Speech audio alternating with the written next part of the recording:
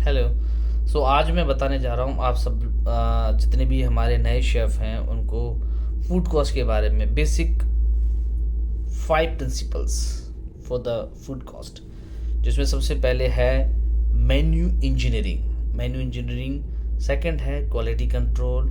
Third है cost monitoring. और fourth है standard operating procedures SOP for each dishes. And last है inventory. Basically जो शेफ़ का जो सबसे बड़ा पेन होता है वो होता है फूड कॉस्ट को मेंटेन करना। तो जो नए शेफ़ हैं इंडस्ट्री के अंदर, जिनको कॉस्ट को बैलेंस करने में समस्याएं आती हैं, उनको मैं केवल पांच पांच चीज़ों को फोकस करने के लिए बोलता हूँ, जिसमें से सबसे पहले आती है मेन्यू इंजीनियरिंग। ये बहुत ज़रूरी होता है जब भी आप अपना मेन्यू बना रहे हैं। सबसे पहले आपके मेन्यू को आपको अपने कॉम्पिटिटिव होटल्स के साथ में उसको कंपेयर करना होता है। और दूसरा, आपको अपने मेन्यू के अंदर अपने हाई प्रॉफिटेबल आइटम्स को ऐड करके रखना होता है। ये बहुत ज़रूरी है कि आपको जो नॉन मूवेबल आइटम्स हैं उनको बहुत जल्दी अपने मेन्यू से आउट कर देना चाहिए, क्योंकि वो आपके लिए एक वेस्टेज के बराबर होती है जिसका कोई यूज़ नहीं होता है। सेकंड पॉइंट जो होता है वो होता है क्वालिटी कंट्रोल। आपको हमेशा अपनी टीम को ट्रेंड करके रखना होता है, जिसके तहत जो आपके क्वालिटी पैरामीटर्स हैं वो हमेशा मीट करें। इसके लिए आपको पर्सनली मॉनिटर करना होता है फूड की क्वालिटी को टीम के साथ मिलके, और डेली बेसिस पे आपको ट्रेनिंग देनी होती है। और आपको अपने मेन्यू के अंदर that is the cost monitoring करना बहुत ज़रूरी होती है।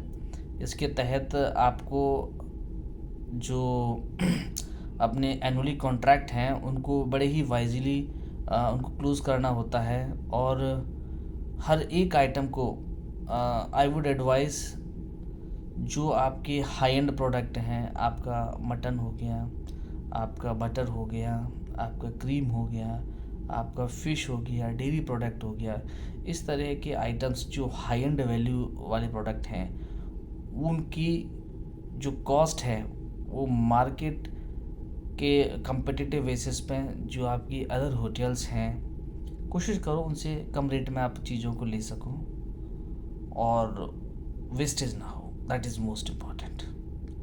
तो इसलिए बहुत ज़रूरी है कि उनकी रेटें सेट रहेंगी तो जाहिर सी बात है आपकी रेसिपी की कॉस्ट नहीं बढ़ेगी। और जो नेक्स्ट पॉइंट है वो है एसओपी, स्टैंडर्ड ऑपरेटिंग प्रोसीजर्स। ये बहुत ज़रूरी होता है। आपको अपनी हर एक रेसिपी को स्टैंडर्डाइज करना होता है। आपकी रेसिपी अगर स्टैंडर्डाइज होगी तो आपकी टीम किसी भी तरह कोई वेस्टेज नहीं करेगी। तो आपकी जो भी मेन्यू के अंदर डिशेस हैं, हर डिश की रेसिपी होना बहुत ज़रूरी होता है। और लास्ट पॉइंट है इन्वेंट्री मैनेजमेंट। आपको ये समझना बहुत ज़रूरी है कि अगर सपोज़ करो आपने अगर कोई 150 रुपये का सामान ख़रीदा है, अगर आपने 750 का नहीं बेचा, आप अपनी फूड कॉस्ट नहीं बैलेंस कर पाओगे। आपको अपना monthly budget against to sale पता रहना बहुत ज़रूरी है। सपोज़ करो अगर आपका जो मंथली जो बजट है 30 लाख रुपए का है, और उसके तहत आपको जो रेवेन्यू करना है वो 1 करोड़ 20 लाख रुपए करना है, तो आपको इसका एक एक्सेल डेटा मेंटेन करना है। और उस एक्सेल डेटा के तहत आपको हर दिन अपनी कॉस्ट को एनालाइज करना है, क्योंकि कॉस्ट क्या है, डेली बेसिस पे फ्लक्चुएट होती है। कभी आपकी कॉस्ट 38% भी जाती है, 34% भी जाती है, और कभी वो कॉस्ट 12% भी जाती है। लेकिन जो आपकी एवरेज जो स्पीड है, जो आपको 1 लाख रुपए पर डे की जो स्पीड है, उसको आपको बैलेंस करना होता है। किसी दिन आपको 1.25 लाख का भी इंटेंट करना पड़ेगा, तो हो सकता है किसी दिन आपको 50,000 का भी इंटेंट करना पड़े। लेकिन जो एवरेज है वो कोशिश रहे कि आपका 1 लाख रुपीज़ के बिलो में रहे। आई वुड एडवाइस कि अगर 90,000 ही रहे तो वो आपके लिए एक तरह का एक सपोर्ट रहेगी आपके अगले महीने की फूड कॉस्ट को बैलेंस करने के लिए।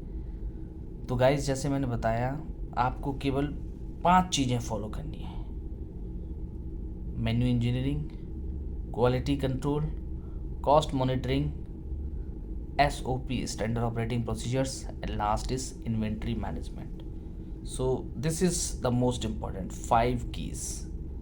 ये 5 चीज़ें अगर आपके कंट्रोल में हैं, आपकी फूड कॉस्ट कहीं नहीं जाएगी। आप हमेशा अपने ऑपरेशन को एंजॉय करेंगे और अपनी टीम के साथ नए नए मुकाम हासिल करेंगे। Thank you so very much. Hello, नमस्कार, मेरा नाम संजू है और मेरे को इंडस्ट्री में 17 साल हो चुके हैं काम करते हुए। तो बेसिकली मैं ये चाहता हूँ कि जो नए शेफ़ हैं इंडस्ट्री के अंदर में, बेसिकली जो शेफ़ का जो सबसे बड़ा पेन होता है वो होता है फूड कॉस्ट को मेंटेन करना।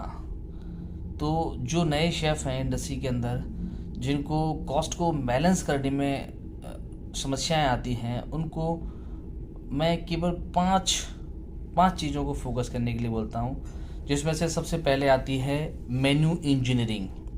ये बहुत ज़रूरी होता है जब भी आप अपना मेन्यू बना रहे हैं। सबसे पहले आपके मेन्यू को आपको अपने कॉम्पिटिटिव होटल्स के साथ में उसको कंपेयर करना होता है, और दूसरा आपको अपने मेन्यू के अंदर अपने हाई प्रॉफिटेबल आइटम्स को ऐड करके रखना होता है।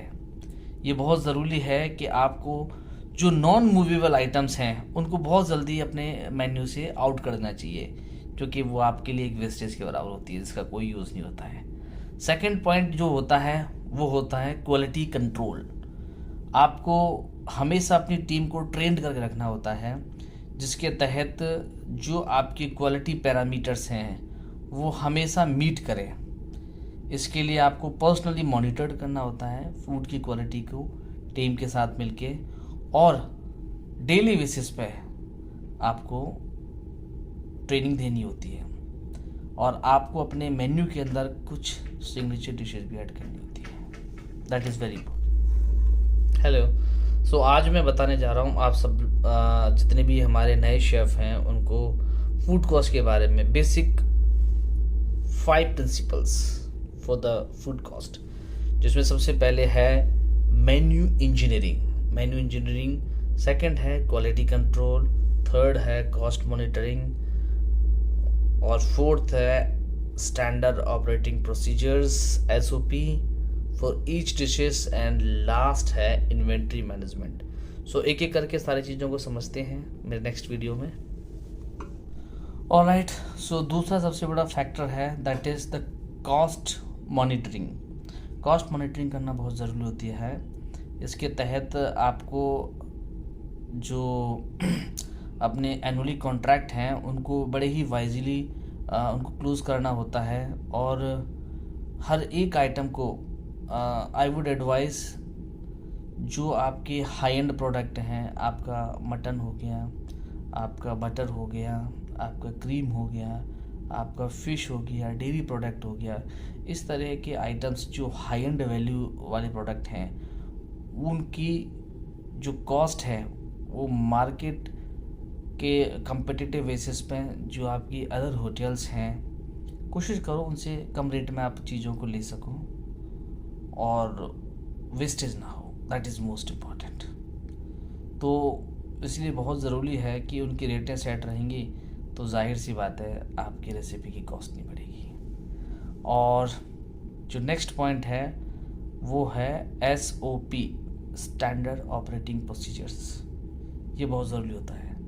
आपको अपनी हर एक रेसिपी को स्टैंडर्डाइज करना होता है। आपकी रेसिपी अगर स्टैंडर्डाइज होगी तो आपकी टीम किसी भी तरह कोई वेस्टेज नहीं करेगी। तो आपकी जो भी मेन्यू के अंदर डिशेस हैं, हर डिश की रेसिपी होना बहुत ज़रूरी होता है। और लास्ट पॉइंट है इन्वेंट्री मैनेजमेंट। आपको ये समझना बहुत ज़रूरी है कि अगर सपोज़ करो आपने अगर कोई 150 रुपये का सामान ख़रीदा है, अगर आपने 750 का नहीं बेचा, आप अपनी फूड कॉस्ट नहीं बैलेंस कर पाओगे।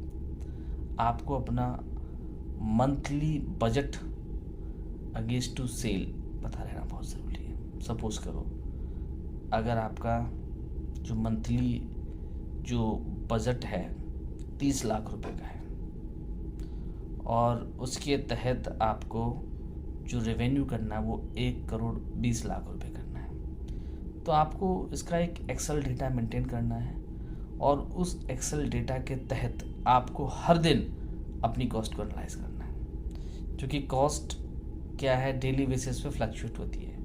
कभी आपकी कॉस्ट 38% भी जाती है, 34% भी जाती है, और कभी वो कॉस्ट 12% भी जाती है।